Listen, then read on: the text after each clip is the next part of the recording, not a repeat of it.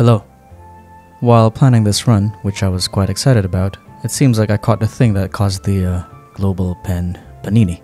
Not sure if I can say that word on YouTube. Not really a pleasant experience, as you'll see here in a minute. Before moving on though, here on the screen are the usual hardcore Nuzlocke rules. I believe people are mostly familiar with them.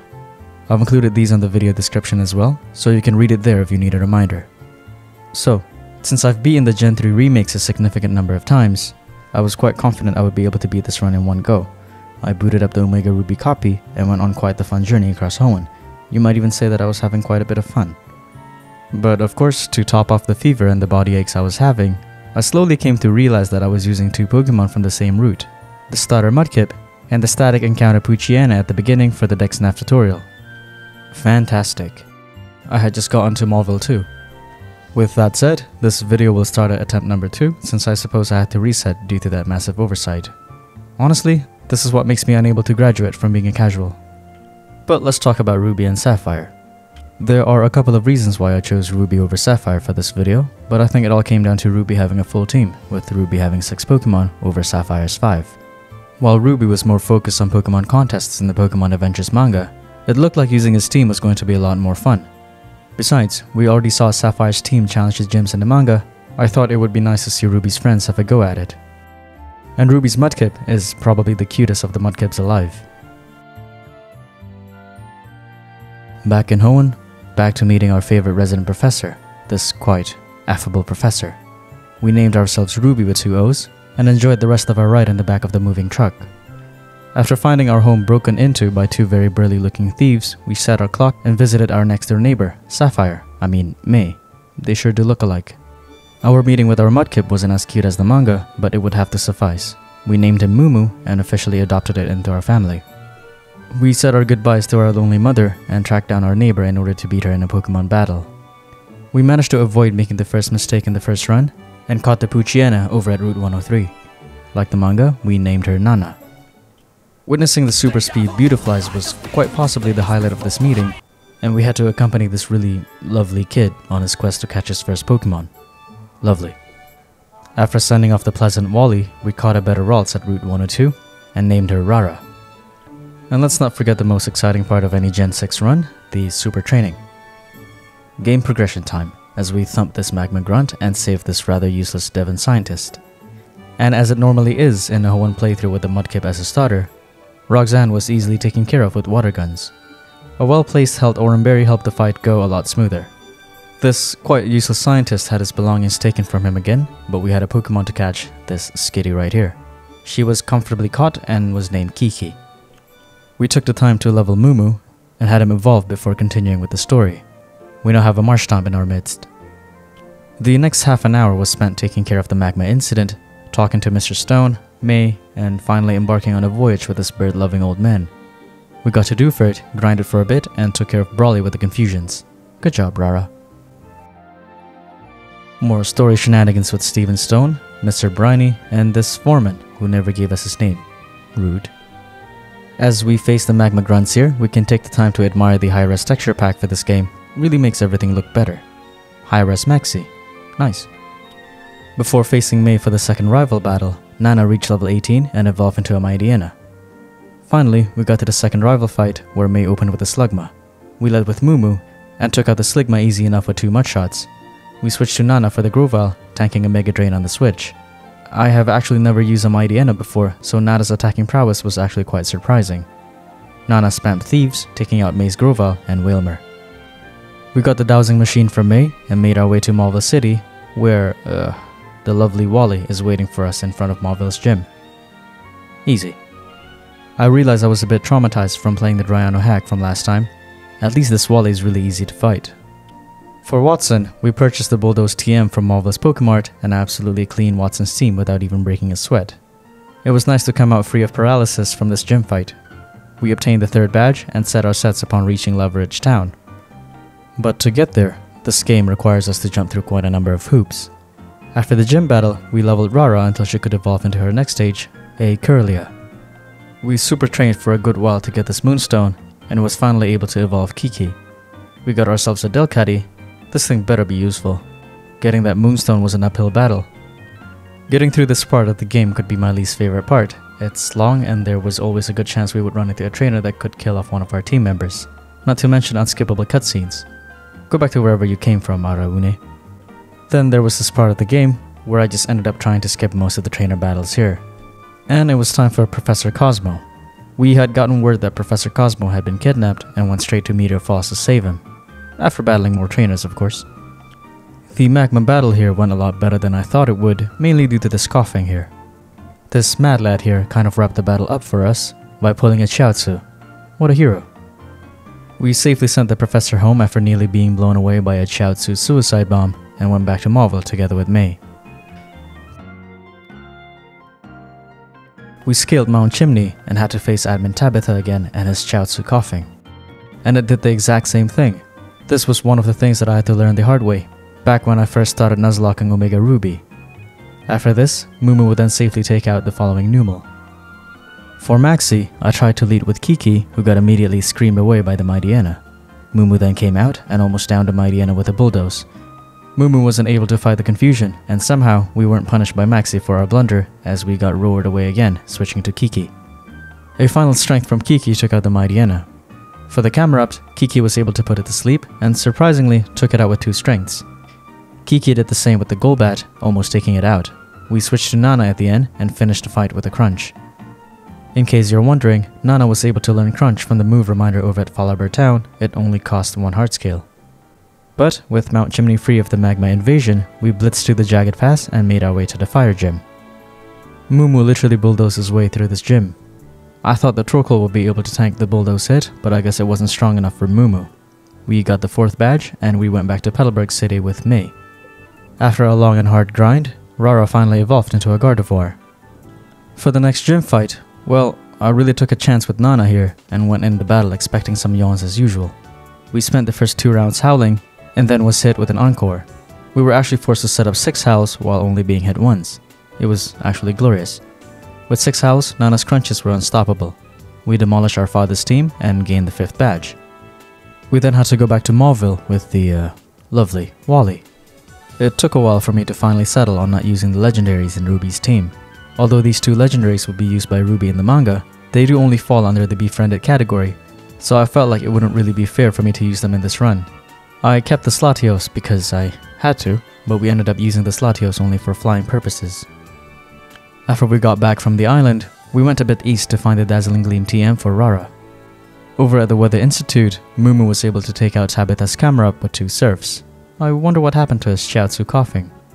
By winning this battle, we would also receive another team member, Fofo the Castform. In the Japanese version of the manga, this Castform is called Popo. We spent a good chunk of time fishing after that, and by a good chunk of time I meant about an hour. We were finally able to fish out a Feebas, which wasn't that hard to catch. We named him Fifi. And that finally concludes our team searching. These would be the 6 Pokemon we'll take to the league. Hopefully. For this next rival fight, Mumu took care of the Lugma again with the Surf, and Nana defeated Maze Grovyle and Whalmer yet again. What a good girl. The next hour or 2 were spent getting berries and cooking them into Pokeblocks, and we stuffed Fifi to the brim with blue Pokeblocks, raising his beauty stats. In the midst of our berry growing and Pokeblock stuffing, we met up with Steven once more and ran away from this terrifying Kecleon. Awful. We finally managed to make Fifi absolutely beautiful and evolved him into a Milotic. Great addition to the party. For Winona, we led with Rara as the flying type trainer led with his Swellow. 1 Psychic was enough to take down the Swellow and she sent out her Skarmory. We switched to Fofo, tanking a Steel Wing. After setting up a Sunny Day, Fofo used a Weather Ball that immediately ended the Skarmory in 1 hit. After that, we switched back to Rara, who defeated the Altaria with a Dazzling Gleam and the Pelipper with a Calm Mind boosted Psychic. A swift and easy victory. Mumu decided to celebrate with an evolution, reaching its final form. We got to Lilycove not long after, and ran into Mei again for what would be the final time. She led with a Swellow this time, and Fifi had to force a victory with Surfs. Mei sent out her Sceptile next, and we switched to Nana again for this overgrown Gecko. After 2 crunches, the Sceptile was safely disposed of. We switched to Rara for the Wailord, and finished it with Psychics, and Fifi came back out to end the fight with another Surf. There was the Courtney admin fight at Mount Pyre, which was quite underwhelming, and this old couple surrendered the blue orb to us. We went to Slateport to witness Captain Stern's submarine being stolen right in front of our eyes again, and once more at Team Magma's hideout. We would then go up against the Psychic type gym next, but it wasn't really worth noting and grinding for. Mumu and Fifi double surfed and it was pretty much an easy sweep. Nice. Upon exiting the gym, we witnessed someone turning into the legendary Super Saiyan, and Steven invited us to his house for some free goodies. In reality, he was just pushing his responsibilities onto a 12-year-old. To make the sequence go faster, I've always made it a point to enable flying to Sootopolis first by going there before challenging Maxi. That saves about 5 minutes every run. For this Maxi fight, I accidentally chanced upon a godly strat. Taking care of Maxi's Mighty Anna was quite easy, as it got outsped by Mumu. 1 earthquake was all it took. Then, because I didn't really have any other good moves, I used Dive on Mumu, which resulted in this hilarious Chaozu wheezing killing himself in vain. Mumu then took care of the Crobat with 2 dives, and the remaining camera up with an earthquake. The Mega Evolution didn't really do him any good. Maxi awakened Groudon despite the warnings, and the Groudon performed this massive jump to the surface. It was quite impressive given its size. We were warned by Steven about something, and he told us to go to Sootopolis. We flew there in under a minute and met Wallace for the first time. It's getting tougher and tougher to tell this part of the story differently every time I play Oras.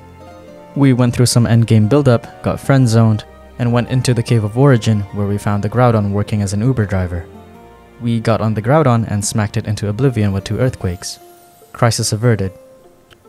Maxi was going to atone, Archie looked quite smug, Steven was happy, and May was also happy. 10 out of 10 would do again. Watson was in need of some help, so we did his side quest and obtained a Thunderbolt TM, which was going to be very useful in the next gym battle. We taught Rara Grass Knot and Thunderbolt, and this Wallace fight couldn't be any easier.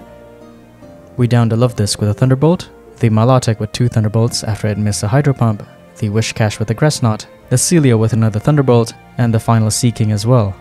All in a day's work for Rara. We got all the badges and made our preparations for the Victory Road. A must visit during an Oras run is the Sunken Ship, where we would find the Ice Beam TM. Useful for emergencies. Wally. The nice and affable Wally. He was insisting that we have a Pokemon battle, so we sent out Rara first. We went straight for the Jugular and ended the Altaria with a Dazzling Gleam. We switched to Mumu, who got a burn on the switch-in. A couple of earthquakes later, the Magneton was buried 10 feet deep in the ground. We sent Rara back out, who took out Wally's remaining team members one by one. Psychics for the Roselia and Delcatty, and 1 final Dazzling Gleam for the Mega Evolved Gallade. Suck it, Wally. I was lying when I said you were lovely and affable. Team announcement time. We've got Kiki the Delcatty, Fifi the Milotic, Fofo the Castform, Mumu the Swampert, Nana the Mighty Anna, and finally, Rara the Gardevoir. With the leveling done and preparation finished, we slipped these 2 gentlemen some hush money and entered the Pokemon League halls. Sydney was easy enough with Rara in the team. It was a straight sweep with Dazzling Gleams, even without any setup moves. Next up was Phoebe, and I really wanted Kiki to do well, which she kind of did as she took down Phoebe's first Dusclops. She got cursed meanwhile, so we had to switch her out. We switched to Mumu, and I figured we would just spam earthquakes until all of Phoebe's Pokemon went down. A crude strategy, but effective enough. 2 down, 2 to go. For Glacia, I wanted to give Fofo a chance, and he honestly did pretty well. For the first Glalie, a Sunny Day powered Weather Ball was all it took. Glacia sent out her Walrein next, so we switched to Mumu, who tanked a Surf on the switch-in. Even though the subsequent Blizzard could have killed Mumu, 2 Brick Breaks down the Walrein. Fofo was back out after, and the Sunny Day Weather Ball pretty much swept the rest of Glacia's team. Good job, Fofo. Popo. And it was time for Drake. Rara was just unstoppable here, with her Dazzling Gleam outshining all of Drake's Dragon types. He didn't even stand a chance. Finally, it was time for the champion, Stone Steven himself. I lit with Kiki again. I wanted her to have more screen time. Kiki used Thunderbolt as the Skarmory set up spikes, and Kiki managed to take down the Metal Bird as Steven tried to heal his Skarmory. I decided to sack Kiki here and just go for a Thunderbolt, but the aggro managed to miss his Iron Tail. I went for a Shadow Ball, surprisingly dealing decent damage. Kiki got hit by an Iron Tail, and I decided to risk it all, and somehow Kiki managed to finish off the Aggron. For her services, I wanted to save her life and switched to Fifi, who easily took down the Claydol. Fofo was switched in again and managed to damage the Cradily, but then went down. Good job, Popo. Fifi came back out and fired 2 Ice Beams to end the Cradily. The Armaldo then came out, only to be drowned by a surf. Then, the Metagross. I suppose I was taking it a bit too easy at this point and paid the price oh so dearly. This thing murdered my friends. First up was Kiki, who I sacrificed to the gods, then Mumu, who couldn't outspeed the Metagross, and then Fifi, who could only pull off one surf. This was tragic. I only chose Nana here to sack her for Rara, but she actually took down the Metagross with a crunch. What a turn of events, I honestly couldn't believe this Mightyena took out the Metagross. But with that, we were able to beat Stone Steven and became the Hoenn champion. May and her dad came late as usual, and we were inducted to the Hall of Fame. There was still the last May fight though, and unfortunately, we only had 2 Pokemon to work with. Kiki was still at the first slot, so we had to switch her for Nana. Nana tanked an aerial ace and one-shot at the Swellow. The Raichu was next, who was also one-shotted with a crunch. Then, the Macargo. It was a bit hard fighting through the paralysis, but the Sucker Punch honestly made the fight really bearable. With 2 Sucker Punches, the Macargo was taken care of. Nana was so close to ending the Wailord, but no dice, her life ended to a surf. Rara then took care of the Wailord with a Psychic, and the gods were truly smiling upon us on this day, as Sceptile's Mega Evolution type is Grass Dragon, meaning 1 Dazzling Gleam would be more than enough. We beat May one final time and completed this Nuzlocke. A really fun one too, I might add. But then again, I always have fun with Oras. It would have been a lot more fun had I not caught the Global Panini and the first restart, but it was still good to take my mind off the fever and coughs. In any case, thank you for watching, and I hope you all stay safe and healthy. Take care.